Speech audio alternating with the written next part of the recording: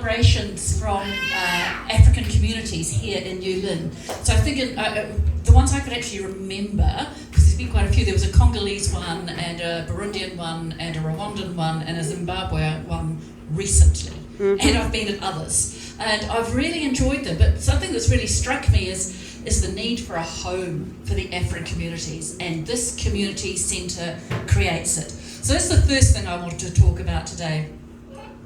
The second thing I want to talk about is my lovely colleague Ibrahim Omar. He was very sorry not to get here. He was calling me today and saying what Air New Zealand had done. But Ibrahim is an African, and he's a refugee, and he's a member of the Parliament of New Zealand.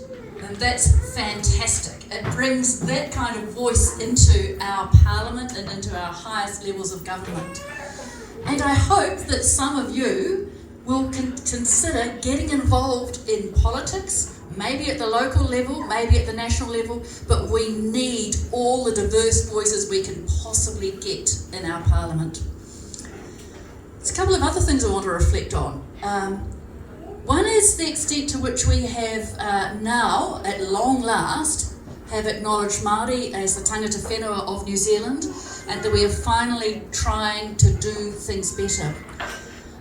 Māori signed the Treaty of Waitangi back in about 1840, and of course Pākehā, or colonial New Zealand, promptly walked away from it. And Māori have talked and talked and talked and negotiated ever since to get justice. And I want to pick up on that and think of the word, that talking, the holding of the hui and the holding of the meetings. It takes a long time and it takes a lot of talking, but that's the way we do things in New Zealand. And it's, it can take an awful lot of effort, but I invite you all to use this place as a place to do the talking and to do the getting to know each other and to do the finding of a new way to live. That's the next point I want to bring to. This is Aotearoa, the Māori name for New Zealand, but it's also New Zealand, and it's New Lynn. We do things in a new way here. And that's a new and a fresh way, so I really want to have that be the thought too, that we do things in a new way, and I really hope that will be part of it. I'm going to hark back to something here. Today we sang the national anthem in Te Reo, in Māori. When I grew up we didn't do that, all right? My daughters learned it automatically at school. They said, of course we sing it in Te Reo. My husband and I had to make a conscious effort to learn it. These days when there's a big rugby match at Mount Eden or something like that, the whole crowd stands up and sings it in Te Reo. Right? At the Commonwealth Games recently, when our athletes could only have one verse of the national anthem, lots of them chose the Te Reo verse.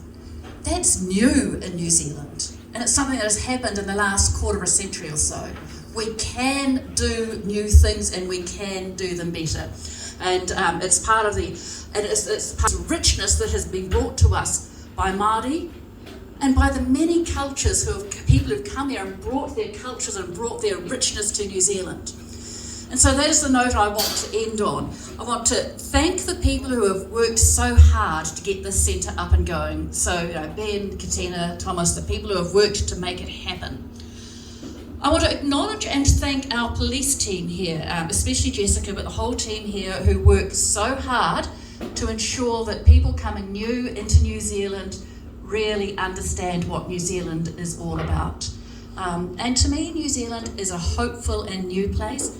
And so is New Lynn. It's one of the most diverse electorates in the country. There's an incredible number of different groups, different languages, different communities here, but we're all doing something new together, and that's why I'm so proud to be the MP for New Lynn. And I am thrilled that this centre is located in the heart of my electorate. So nō reira, tēnā koutou, tēnā tātou katoa.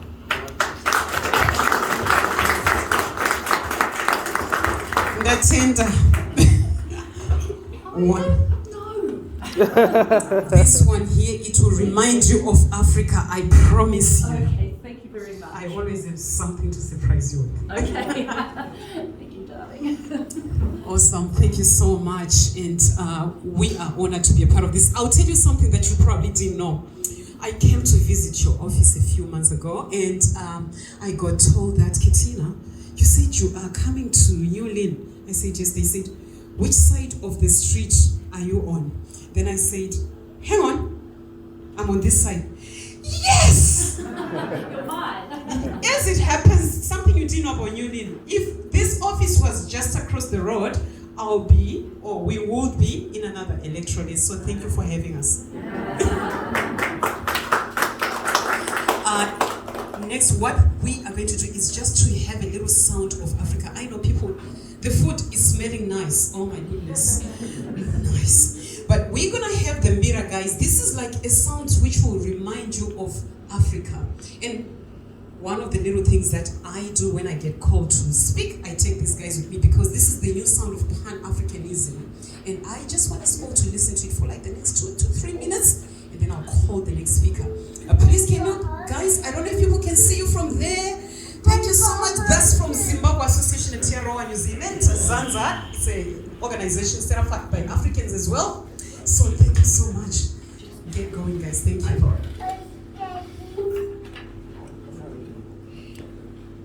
Is it okay for them to see? Yes, they should have come here.